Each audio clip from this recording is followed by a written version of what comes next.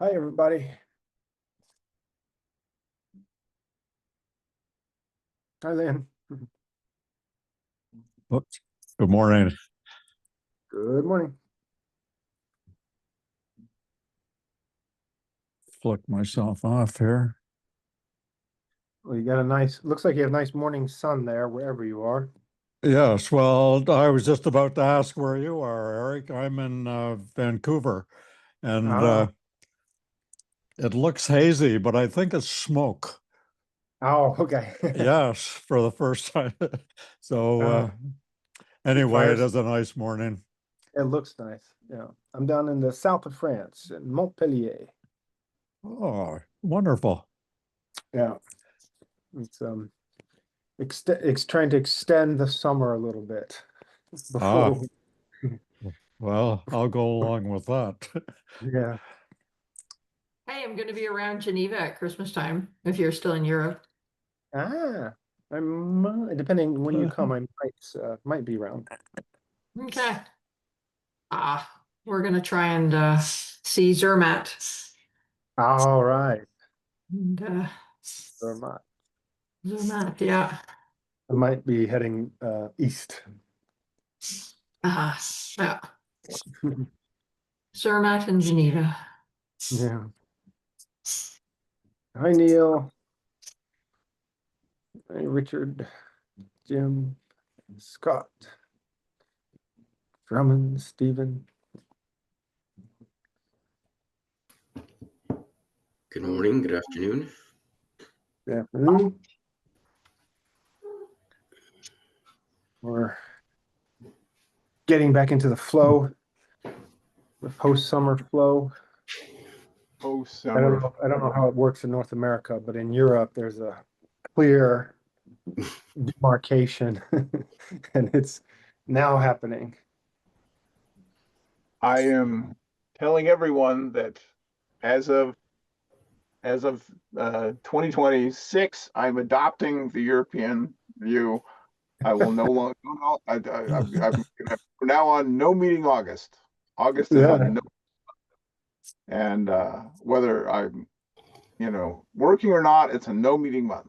And I just August sabbatical from now on. The Europeans have it right. Wait, does that mean can you talk with people? When is it a meeting? Off the record. Off the record. Yeah, none of the scheduled meetings, none of the stuff that we, build the rest of our year around. Yeah. My Well, guess thanks very is much for showing up. somewhere, What's that? my guess is somewhere in Wales, an archaeologist next year will dig up an old henge from 5,000 years ago that actually had a bunch of stones lined up that says never work in August. Yeah. Yes. My experience working with the French is that started around mid-May and went till the end of August. Well, Yeah, they but were they'll on always that say in original terms of henge. hours Yeah. worked, they're much more productive. Anyway, so shall we get on with the agenda? Do we have an agenda today, Carly? Other than symposium prep? Right. So that has become our mantle, the symposium prep. And I guess to update everybody on the call, the symposium is now in November. We had initially planned it for October as a run-up to IIW, but due to various factors, it is now in November. And the exact date, it's the week, I think, before American Thanksgiving, which is The 19th and 20th. 19th to 20th, right? Okay. 19th is a Wednesday and the 20th is a Thursday. Right. And okay, thanks, Drummond. And shall we just give everybody a quick refresher on the format and the objective? Would that help everybody in the call? Okay, good. Sure. I'll start and then hand it over to Carly and Drummond. But I think the genesis of the idea is that this is 5 years that Trust Over IP has been alive and been doing work. And we felt that it's a good moment to celebrate that, to make sure that the world knows that we've been plugging along for 5 years and we've made quite a few advances in terms of frameworks that are standards and protocols and approaches and concepts that we've introduced and helped foster. And so it really is a communication platform to show a showcase is one of the ways we thought about describing it, but it's ended up being a symposium. But it is a showcase for the work that Trust Over IP and Trust Over IP members are doing. And we want to show real results, real work, real implementations, rather than just ideas. And it will be over 2 days. And the first day will be mostly presentations. I think all presentations, right? And we're thinking about 30 and 60-minute slots. And the idea is that each of these presentations highlights work that's being done as part of Trust Over IP or using Trust Over IP stack or protocols or principles. And each of the presentations is recorded so that we have a library of content that we can use to share after the symposium, that we can use to share, that the presenters can use to continue to communicate the work that they're doing. And the second day is workshop focused. Is that correct? Is that the idea? So workshop focused, where we can, again, we're inviting organization people to host sessions where developers can get their hands dirty, where anybody who really wants to get into the weeds can take that time and have some hands-on learning and doing. So those are the two focuses. Day one, presentations. Day two, more hands-on workshops. And so we're opening. Yeah. So we're at the moment. What we're doing is collecting possibilities, collecting ideas, collecting Volunteers. who want to present, right? And so that's a quick intro, and then I'll just let Carly and Drummond tag on and Actually, I'm gonna complement that. pass that on to Drummond, who has because I wasn't at the last steering committee meeting, so Drummond can give an update about, I think we have 9 or 10 potential talks, and Drummond.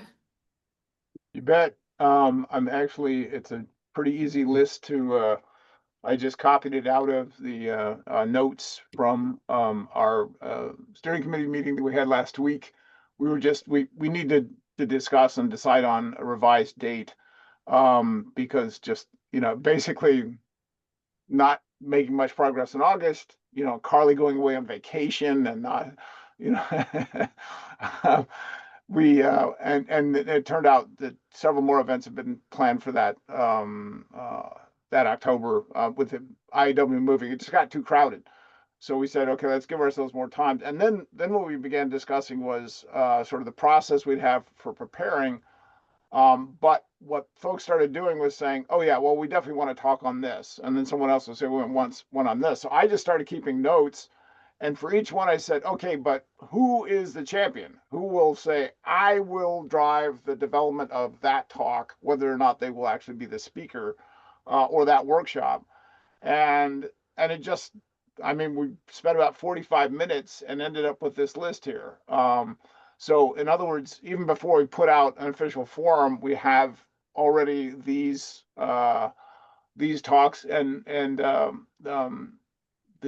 I guess what each on this list, trust registries, we just met the trust registry task force this morning and added another one. They'll actually want to do 2 of them, 2 30-minute talks. So it's already starting to fill up fairly nicely. And this is before we've even reached outside the steering committee members, which are pretty representative of a lot of our working groups. So I think the the prospects are pretty strong. The Technostat working group at our meeting on Tuesday said, oh, at least 2 or 3 talks coming out of that, one on TSP, one on carry, and then we'll be contributing to the life one. So anyway, that's I think and then Carly did great work preparing 2 Google Forums that for folks to propose either talk for the first day or workshop for the second day. And I've done a little editing to them and was just waiting for this call in our discussion. And then we'll email those out to all the members. And I'm guessing that, you know, if we give it maybe 10 days, 2 weeks or so, we should be able to come back and say, okay, here's all the proposed talks. Let's put them in order and we can publish it. Daniela and folks want us to get a blog post together. Go ahead, Carly. We're going to say more about that. Well, just that Linux Foundation wants us to get stuff together sooner rather than later, so we'll have some of that as well. The Drummond, I realized that the workshops on day 2, we had actually talked. What about the idea of workshops or a panel-led discussion that people could also do? So the topic of your workshop or panel, and then describe that. And also noted we need to decide who will decide who gets to be in and out if we need to, because we can go for many hours because we can cover multiple time zones. It's not like we have to stop. And then I also realized that we'll need introductions by Trust over IP members for each of the presentations.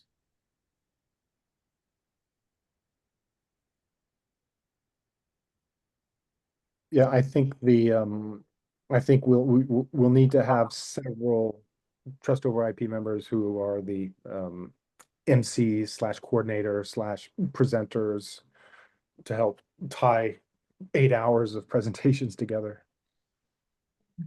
I think the most you can ask anybody is 2-3 hour, maybe 3 hours to sort of do the links introduction and then transition to the next one, etc.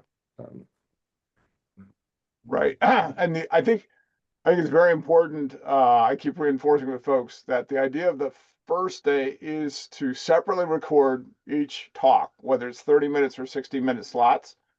So we end up with this really nice, very current library of content that I'm anticipating after we're done.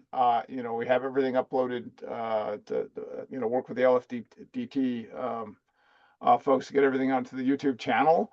We publish a nice blog post about it with a link to every single one, and we can, you know, amplify that all over the place about, hey, if you missed this, you know, and we can have little summaries of highlights. And that way the content will, I think, be highly reusable for, you know, the next 6-12 months of introductions and highlights of all the things going on here. So we really, and it also lessens the pressure for someone to have to be, oh, I can't, you know, I've got a conflict on a particular one. They'll know that they can listen to it. And Carly, it is a good point. We said sort of the expectations, the interactive ones, that they don't, you know, they're not going to be recorded, but actually if someone wanted to do that, we're going to be holding the whole thing on Zoom. We could do that. So I can update the form to say it's optional if you want it to be recorded on the second day. Or and then we could also say, oh, we'll record the workshop part and not the rest of it, or something like that. So I'll add that to the questionnaire. Yes. So quick little update on the one of the first items is we want to do an introduction to Trust over IP for people who may not know Trust over IP that well, who may not know the origins and the focus, the vision, etc. So I'm working on that. I think Drummond's part of that, and Maki. I've talked to the team, one of the steering committee members, Nico, who you guys know, with the Web of Trust. And I've asked them if we can use some of their data, because I was hoping to show a snapshot of the digital trust community in 2020 and how it's exploded over the past 5 years. And they're working on a similar sort of report. And so hopefully we can use some of their graphics and some of their data to show the growth and the expansion of the digital trust community and actors and implementations from 2020 when we first started to today. So I think we can include that in the introductory presentation. Okay, so Eric, you're proposing that be part of that intro. I think last time we met, we talked about, do we want that session to be 30 or 60 minutes? I think we talked about 60 minutes. We're going to go the full story, but what are you thinking? I think we can do it in 30. I think we could do it just the introduction. Yes. So over IP, it's sort of like the kickoff for I think it's part of the kickoff for the symposium, introduce trust over IP. I don't think it needs to be more than 30. I was gonna lobby for it to be 30 and for us to script it fairly well and yeah. Oh, good. Yeah. I mean, I was just saying, just use just take advantage of their data and, maybe some of their graphs. But I mean, they've done a great job with it. Anyone who hasn't looked at the Web of Trust map, it's pretty impressive. It's very impressive. Yeah. So yeah, that's really good. Plus, scripting that, I think we can also pull in a couple. Once we know what the presentations are, we can get a couple teasers about, hey, learn what the Linux Foundation itself is actually planning to, implement. See just a couple of these, because there's part of I think the goal of this is to really get to a critical mass of messages around, oh my God, this thing's been going on and it's starting to actually, bloom out into the world. And the nice thing is that then the more amplification we get of people writing LinkedIn posts about, hey, did you see this? That kind of thing. That's what we're after here. Stephen asked, and I just noted in the chat, is Nico going to present the Web of Trust? That's a perfectly, cool idea. They could easily decide to do that, and that's what the forum is for. Once we send it out, let's see if they want to. I love the idea of, okay, folks are going to have to. That's why in the steering committee we said no one gets to propose a talk unless there's a champion, and we said champions had to be on the call, and then we actually listed 2 for which the folks basically said, I know the champion wants to have this talk, so that's why that list there.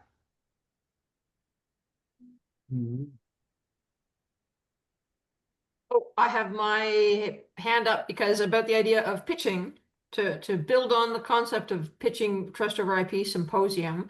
Shweta has a work in progress of a video where she has been collecting quotes from.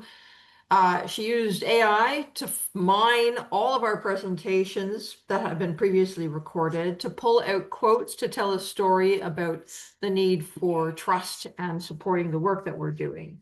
And we could, if we wanted to, it's I think 3 or 4 minutes. We could look at it now, and we could use see how we wanted to change it or add front material or something like that, and then release it in the next 2 weeks as a way to sell the symposium potentially. Yeah, Derek. I actually would love for everybody in the call to see it, but I think releasing it this early is a little too early. People will forget about it. Yeah, I think forget about it. It will be. I mean, we could schedule a series, but I think if we're going to do, that's a lot of work to ask somebody. If we're going to do one, I think the big reveal should be closer to the date. Okay. Yep. And then if we do look at the video, then we should talk about, because we can make the version without the symposium information and the version with the symposium information, so that it has a longer life than just a symposium advertisement.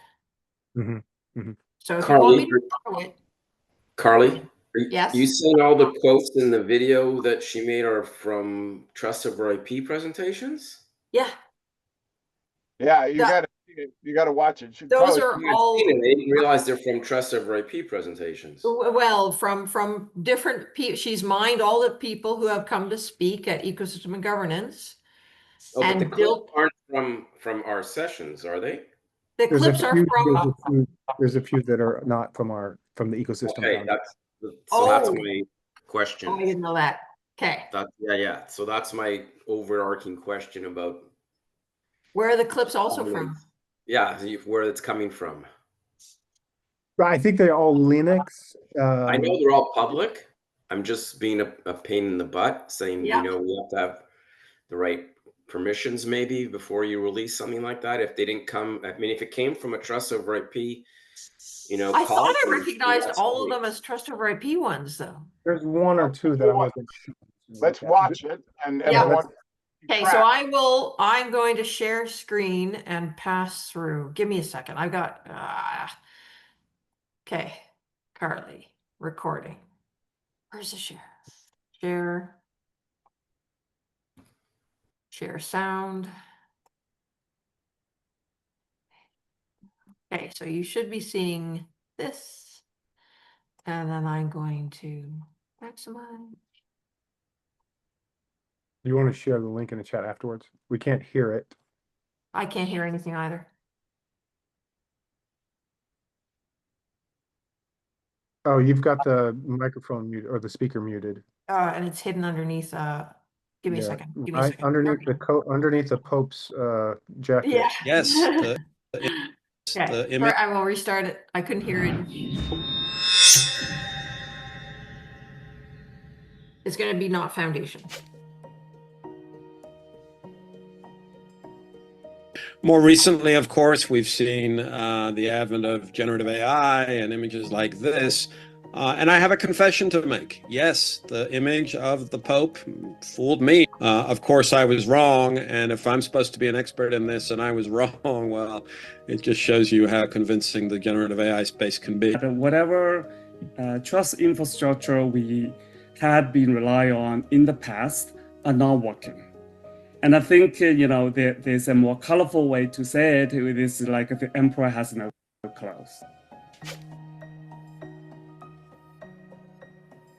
But identity weaponization is a key part of any violent exchange based on ethnic, religious, or any other kind of identity markers. Lots and lots of big trusted brands that were getting breached every day. And alongside us, lots of individuals are feeling incredibly vulnerable, scared to click on a link, worried that they would be phished or socially engineered.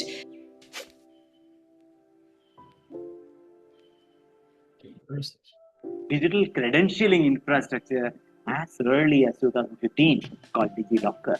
Today we have about 7 billion verifiable credentials in across the country, decentralized, on 300 million people. And when vaccination came, 1 billion people got vaccination. 10 vaccination certificates are all verifiable with digitally cryptographically signed QR code.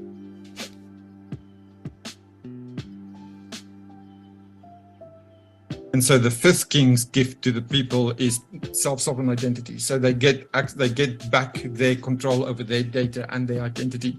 We are one actor within a broader ecosystem. So we're trying to align ourselves with other strategies and work that's going on that's related. We've built an identity and payment platform which essentially guarantees trust on both ends of a transaction.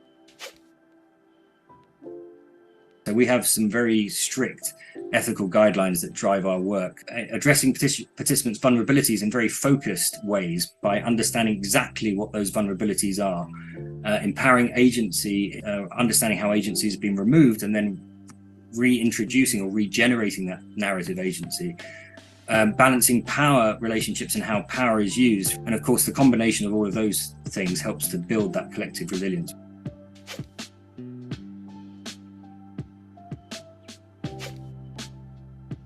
When we look at 190 countries and 8 billion people, 250 million businesses, we need to put people at the center, and people need to have them drive their economic progress. And that requires a new set of underlying trust infrastructure, digital infrastructure, and so on. And many of the efforts all of you are doing, and some of us are doing, is very complementary and much needed for what we need to see in the next decade and 2 decades around the world.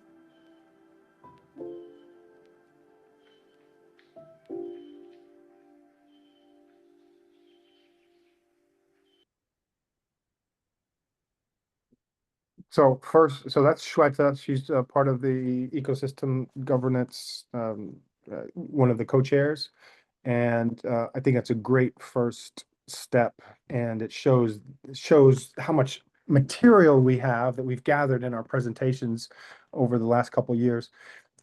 We've got a couple of months to work on this and to add to it and make it a little bit more snappy and all that kind of stuff. But it's just a great effort by Shweta. So thank you. But to Stephen's point, that OECD presentation, I'm not familiar with. That was the only one that I didn't recognize, and I didn't, I haven't been able to attend every ecosystem presentation. So, I wonder, where do we think that came from? Because I thought Shweta was only mining stuff from ecosystem and governance. I don't know. I guess let's ask her. Yeah, we can look for it. What was it called? OCD? OICD. OI or OECD? OI, something for identity and cultural something. We can look, you can look back. It's on the slide in the video. OICD.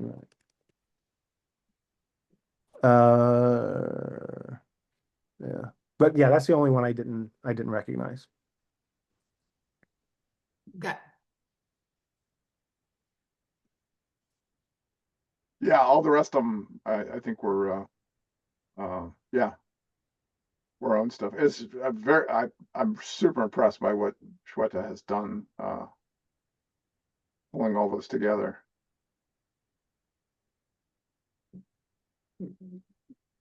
Yep. Stephen, was that what you were talking about? Because I think you probably recognize the other ones, right? Yeah, certainly the OID one. My memory's not that great. I don't remember all of them, but that was my blanket concern, is that if they all came out of trustoverip.org, then great, they already signed off and there's no problem. If we're pulling in something that didn't go through here, it makes it look like these people are I don't know, providing testimonial for trust over IP. They may not even know what trust over IP is if somebody asked them, so it would be embarrassing. If somebody says, "Oh, I saw you on a trust over IP symposium," they go, "I don't know what that is, and nobody told me." So if they did present, great. I don't know. I'm sure it's easy to find out, doing a little Googling within the drives. But you could certainly just ask, Swetha where she got it from. Again, if it all sourced from .org from us, that's great. If it happened to sneak in from outside and they don't know who Trust Over IP is, it's maybe embarrassing. Yep. Okay. Got it.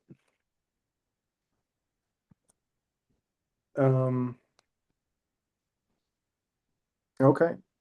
So I guess that's where we are. We've got dates. We've got 2 days that we know the content needs to be filled. We're starting to fill. We don't know the start time.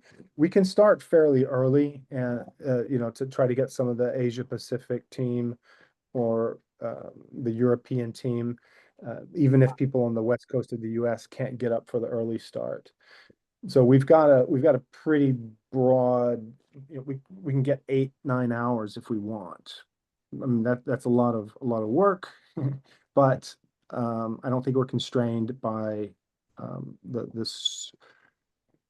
We're not constrained by a single time zone, but we should make it sensible in terms of what's logical for 8 hours of back to back to back to back, or 6 hours, and what's our start time? I'm recalling, what we did during the symposium for things like IAW, which is did blocks and provided breaks. Yeah. if you know, first of all, we got to see how much we end up with. I wouldn't be surprised if we, once we put this out there, that we end up with 12 hours of material. In which case, what we might want to do is like schedule either 3-hour blocks with breaks in between, just in case someone says, I want to attend all of it, right? You want to give them breaks. And then, you know, it makes for a long day, but of course that covers more time zones of folks that actually, you know, do want to be there in person. There's no, unless we literally spread it over 24 hours, there's just no way to reach all the time zones in real time. Yeah. We did one recently, well, a couple months ago, where, I mean, it was only, I think, 4 or 5 hours, but we got the tail end of Asia, we had a little break, and then we've got the early morning of the US. But yeah, you're right. We can start so it's not too late in Asia Pacific, and you know, do 3 hours, 3-4 hours there, have a break, do Europe 3-4 hours, have a break, and do US. But yeah, but that's one of the things we're gonna have to decide on, I think, pretty soon. Or once we get the volunteers signed up, right?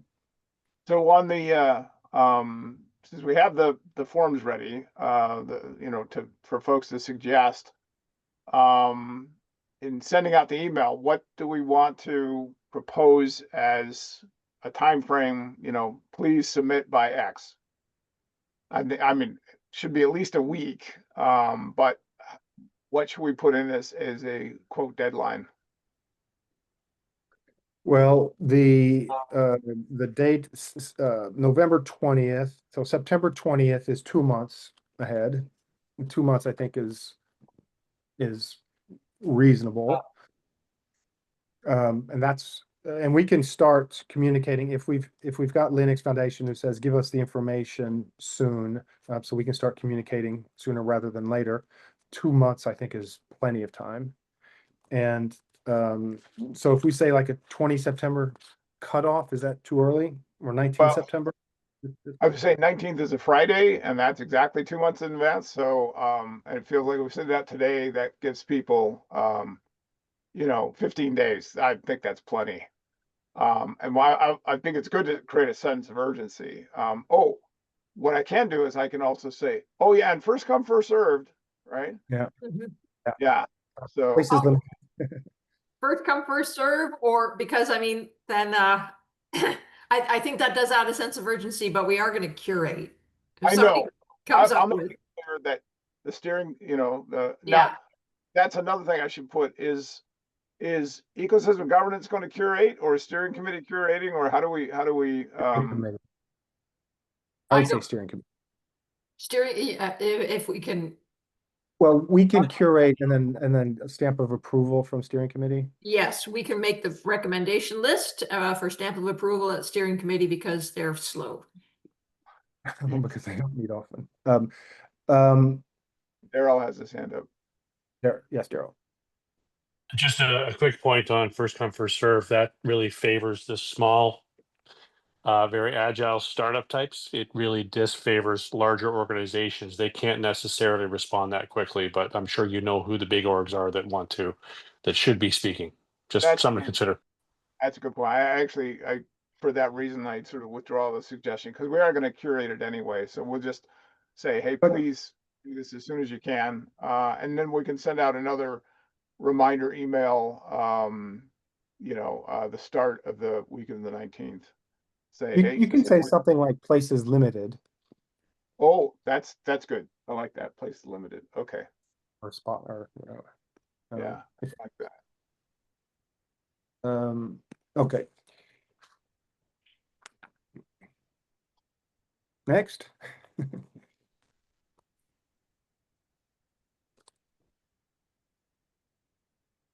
I'll note that previously I had made a folder on Google Drive for the symposium, and we should continue to keep it active. I put a link to it on the Slack for this, and I've archived the trust case trust mark use case, because we don't want people to be confused and thinking that that's a thing. We can resurrect it if we want it to be part of an ecosystem presentation. Drummond. Nothing. I'm just thinking through logistics. So we have a request from Daniela to get us connected to Tomas, to set up a call with him to basically brief him on prepping for the event. And I think they want us to draft the blog post that we would use to announce the event. I think they want to give it a lot of notice and get it on a bunch of calendars, and I think we do want them to do that. Yeah. So really, there's sort of two action items. Who wants to attend that call with Tomas? Who wants to coordinate that call with Tomas, and who on this group wants to attend? And then who wants to help draft a blog post announcing this? Those are the two things that I'll help attend, and I can send that initial email to Tomas. Perfect. And yeah, I'll be happy to help with the blog post as well.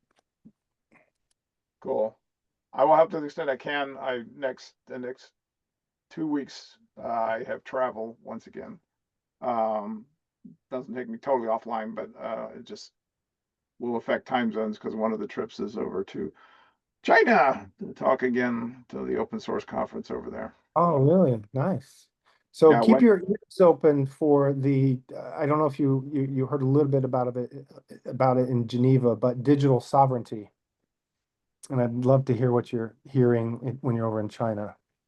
You mean about the topic or something more? Yeah. Yeah. Oh, yeah. Digital sovereignty is yeah, that's a hot theme, I'd say. So well, in Europe it definitely is. When it definitely is in Europe, and I think it probably is in Asia as well. I don't know if anybody's talking about it in the U.S. because in many ways it's a reaction to U.S. big tech. So I have sort of seen, yeah, you have a very good point. I think it's sort of, I don't want to say it's echoing or reverberating because it as the U.S. sort of asserts itself that way. It's like everyone else is saying, well, yeah, well, we're sovereign. And so I'm hearing the word used as much about other sovereign nations saying, hey, we want to be sovereign digitally, individuals or companies. And so it's like, oh yeah, okay, sovereignty for all. There was just jumping in, there was a very interesting case where the Chief Justice of the International Criminal Court was deplatformed by Microsoft because they were put on a politically exposed persons list. So you have an international body hosted in Brussels that was literally could not access their own corporate email. So it's become a very, very big topic. I think, Eric, the Chinese have been working on digital sovereignty since day zero. But their sovereignty muscles are pretty strong. And their there was the Mario Draghi, the former European president and financial something or other. They commissioned a report to talk about, how is Europe going to remain competitive, and one of the outcomes of that was we need to be digitally sovereign because we're so dependent and vulnerable to these big tech companies that they can pull the plug on any moment if they decide that we're an enemy all of a sudden. But sorry, I just wanted to ask you to keep your ears open about that, Drummond. But we've got a message, Jim. So Jim posted in the chat for the symposium. Are we looking at domains that use TOIP models? Finance, healthcare, government, technology, supply chain, education, etc. Jim, did you want to talk about that? It's just a question, actually. Actually, just throw it out there because I know you're building this 2-day agenda, and honestly, yeah, I'm proud to admit here publicly that yes, I am a thief. I often attend trust over IP sessions and working groups and steal everything I can and then reapply it. So, if you want to have a list of potential criminals and put them up, I would have to be one of the ones that you would probably try and say, oh, no, this guy's not a misdemeanor. He's a felony. He steals all the time. At least he admits it. He's pleading guilty. But so the trick is we're borrowing all these things and using them. So I use them everywhere. So I'm in healthcare, I'm in defense, I'm in finance, I'm in all of these different spaces. And it's funny because I do a ton of presentations, but I'm always coming back to, okay, let me just start off and ground on the fundamental concepts so we all have a level playing field here. And it always comes back to stealing content directly from you. I don't even need to modify it. I just say, here it is. Now we understand the concepts. Let's move forward and see how it applies here. The one thing I'll throw out there, because I work in this space a lot on the finance side, is especially now on the AI side as well, trying to come up with, in a sense, the challenges of trusted AI and all that mess. The bigger thing I would ask, though, is I see a lot going on with the movement toward, I'll call it digital sovereignty in general, right? So the real question for the group is, or for everybody at a larger thing is actually that the right direction to go? So we see all the company. It's not, you can say, yeah, China was first, US is big, trying to make it happen. EU is going to just write more regs and make up stuff that they won't all agree on, but they'll make it up and push it out there and say, hey, it's a law. So you have all of these groups that have a model that says, hey, we want to get digital sovereignty. I'm pretty darn sure that that's actually not the way the direction things should go. And I would argue that certainly, I'll blame this group as the originator of the concept, that the concept of digital identity was meant to be something that was, in a sense, universal, and it wasn't really owned, by an organization or a group. And yet this concept of digital sovereignty is trying to go the other direction for what it's worth. And I actually would steal, if I want evidence of why digital sovereignty might not be the way to go, I would actually steal from what I've seen as successes from, I'll call it this group and all the other groups that have borrowed from this over the years, actually. It's actually been quite good. Either that, or maybe I just label you a terrorist group. I'm not sure, one of the two. So you're either an innovator who's awesome or you're a terrorist group. I'm just not sure which. So. Thanks, Jeff. Drummond. Yeah, I have my hand up because I appreciate Jim's remarks. The term sovereignty, I find, cuts two ways. Okay, when it's associated with the predominant association is with nation states being sovereign and essentially asserting, the general connotation is asserting the power dynamic and the control over, we're sovereign, so I would say it's not a particularly positive association, which is why I thought it was fascinating that this term self-sovereign identity caught on the way it did. Now, I think the word self has a huge amount to do with that, because it basically put the idea of sovereignty in a different context. It say, hey, people can be sovereign. And it was just a sort of extra powerful way of talking about personal control over personal data and identity and the shift to doing that, which that's really core to the trust RP architecture. And then when I started to notice this term, okay, we're moving to digital sovereignty, when you put it in the context of both of those things, you literally arrive at, well, yeah, okay, it's simply a way of saying everyone's sovereign, all the way from individual people all the way up to nation states, and every company and group and associated, right? Everyone should have that control and ability to form their own trust relationships and manage them the way they want, rather than have to depend on a third party or a platform where you can be deplatformed, where that's right. So when you look at it that way, you could actually say, oh yeah, trust RP, from the outset, we've been building tools for trust that enable digital sovereignty with that definition of what it's actually accomplishing.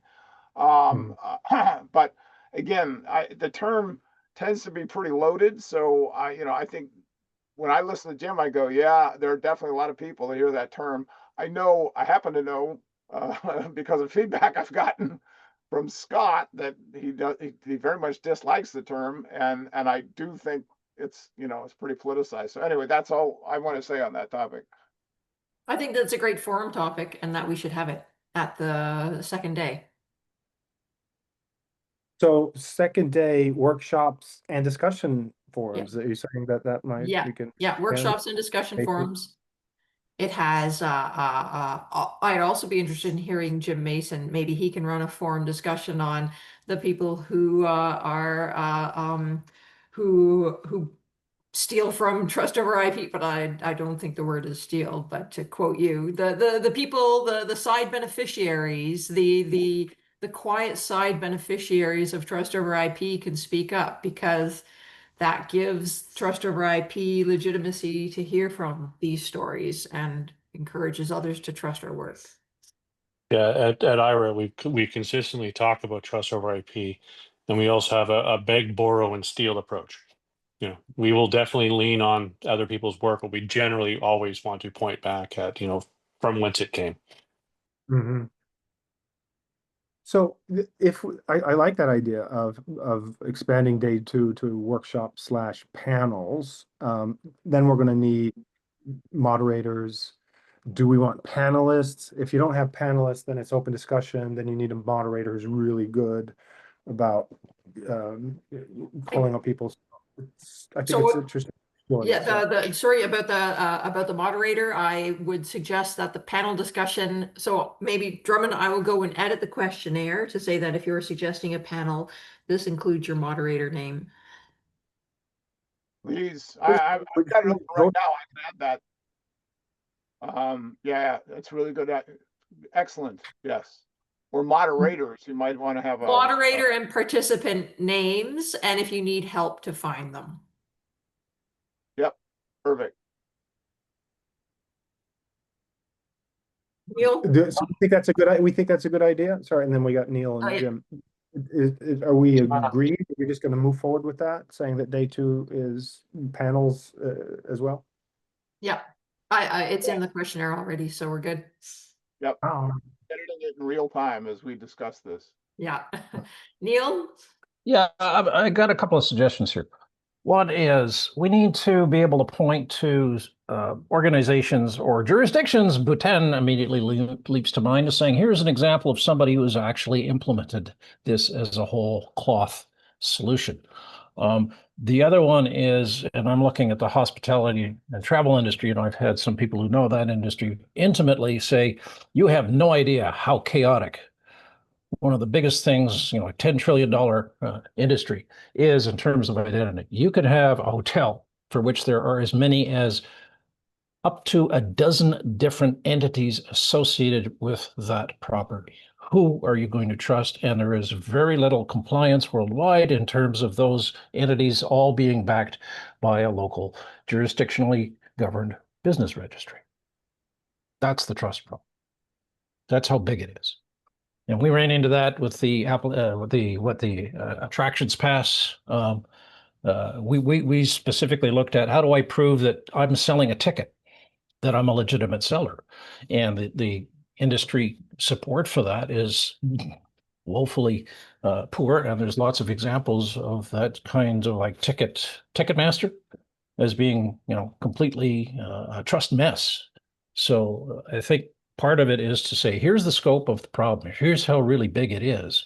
So looking at individual organizations, in terms of trust, no, it's a systemic system problem. And I think, but again, Bhutan is sitting out there as here's what happens when somebody grabs the bull by the horns and applies this in a non-selfish manner that respects all the aspects of it.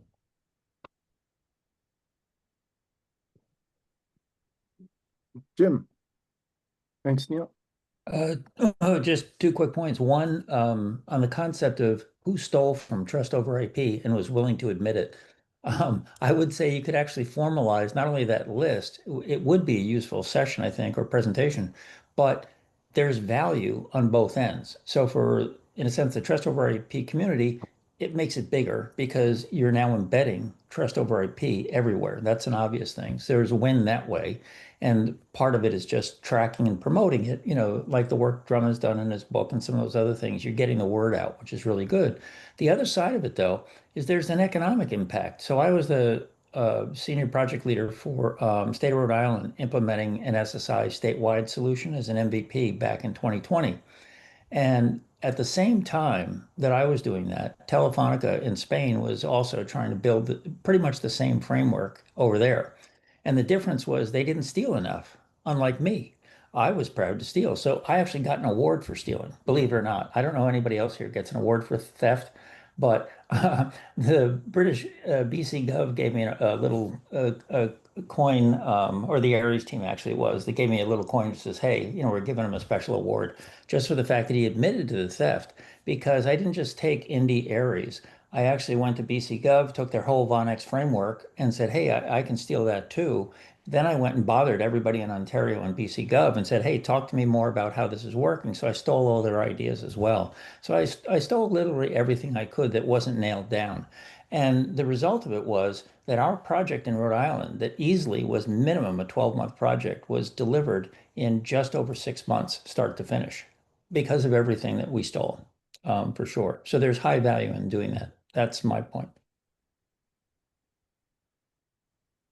Excellent. Following up on Carly's question, do you want to, would you be willing to lead a session day 2 that talks about sharing, stealing,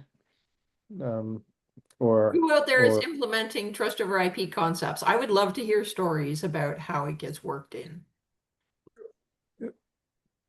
Something to think about. Yeah. Sure. This is great. I think now we have the forms ready, and I will be, I'm preparing the email now. We can get them, we can start seeing what folks put up their hands for, and anyone on this call that says, okay, yeah, I know which one I want to do on either or both days. Bingo. Let's get them in. And let's see, our next meeting of this group is in 2 weeks. Is that right? Yep. So if our deadline's the 19th, we should have a bunch of them by then, and we could, I don't know, there might be something scheduled already for that, but if not, we could, be reviewing that, what we have and starting to curate, okay, what's in natural order, grouping of topics, all that stuff. Well, the chairs of this group meet every week, so we won't go silent for the next 2 weeks, and we can discuss and update next week.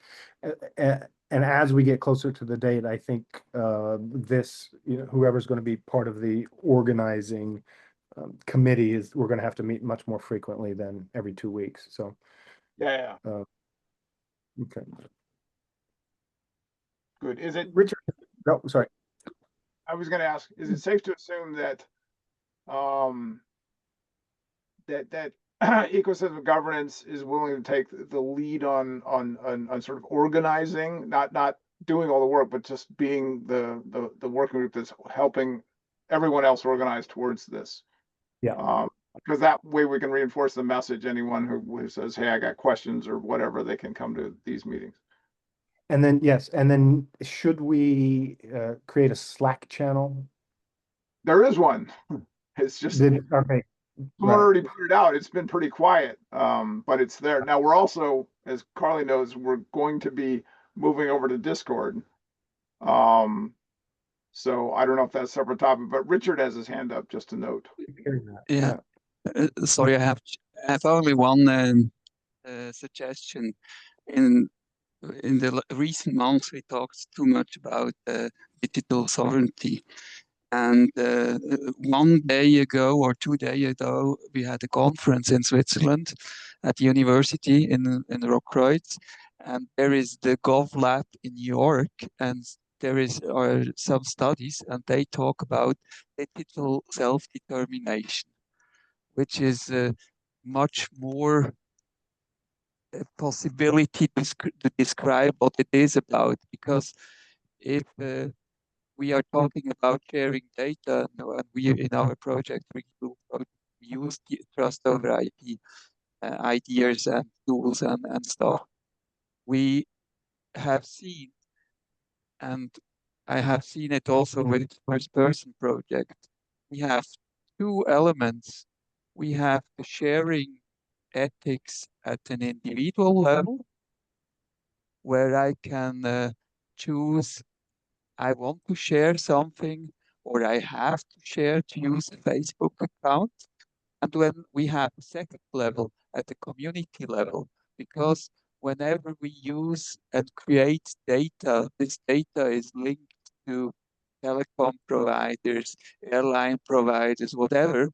And we could imagine, and that is nicely described in the link I tried to put in the chat, how we could have, instead of cookies, we could have a multi-level decision or group possibility that the group of users that create common data, that they have an ethical committee or whatever to decide what can be shared freely and what should not be shared, instead that every individual tries to decide what is shared or what not shared. And even though in Switzerland we are preparing a law about secondary use of data, for instance in healthcare, what part of data is really mine and what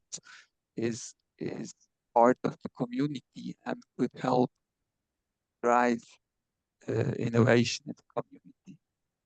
Interesting. That, you're right. Well, that's that could be part of the day 2 topics if there's an interest in the panel. That but because you talked about using some of the TOIP concepts and tools and approaches and as well, right? Yeah, I mean, then Drummond knows it. I'm personally convinced we in nature, in the ecosystems of the nature, we don't have corporations and governments.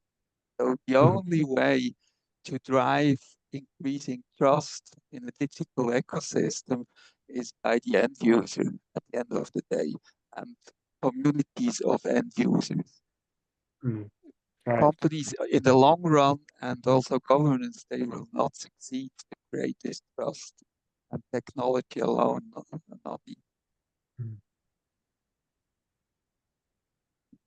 I'm with you. Okay.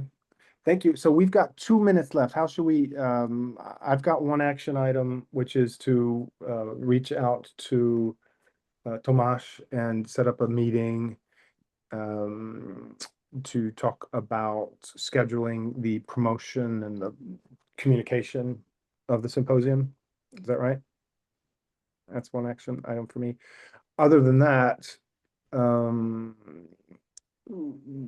in 2 weeks, we're going to be hitting our deadline for submissions for volunteers, panels, and presentations. So we'll just stay in touch online, Slack, email as we see those slots filling up, and decide whether we need to push harder or reach out individually to parties we know would be interested. Okay. Yep, that sounds good. Okay. Okay, so I have the action item that again there's another Thursday morning is all trust RIP for like 4 hours. But after those are over, I'm going to be sending out the emails. Then we'll see what starts flowing into the forms. Right. Excellent. Thank you. Thank you, Excellent. everybody. Thanks, everyone. Really appreciate it. And we'll be seeing you on. Thanks, everyone. Bye. All right. Okay. Nice day. Take care. Bye-bye. Good to Bye-bye.